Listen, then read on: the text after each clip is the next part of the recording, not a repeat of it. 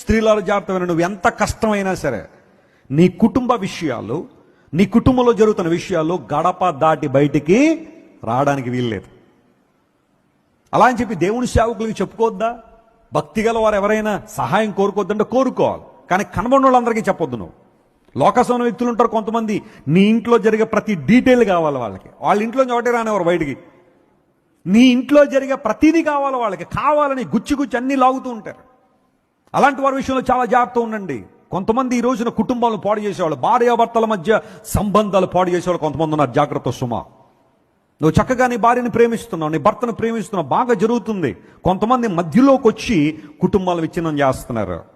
ఈ విషయంలో జ్ఞానం ఉండాలా. ఒక వ్యక్తితో మాట్లాడుతున్నప్పుడు ఆ వ్యక్తి ఆత్మ సంబంధమైన వ్యక్తే కాదా, ప్రార్థనాపరుడా కాదా, ప్రార్థనాపరురాలా కాదా, ఆత్మ వివేచన కలిగి ఉండడం చాలా ప్రాముఖ్యంగానే నీ కుటుంబ గుట్టంతా కూడా లేనిపోయిన వారికి చెప్పడం ద్వారా రేపొద్దున నీ బిడ్డలు తలెత్తుకోలేరు, నువ్వు కూడా తలెత్తుకోలేని పరిస్థితుల్లోనే ఉంటావు. నీ జ్ఞానం అవసరం.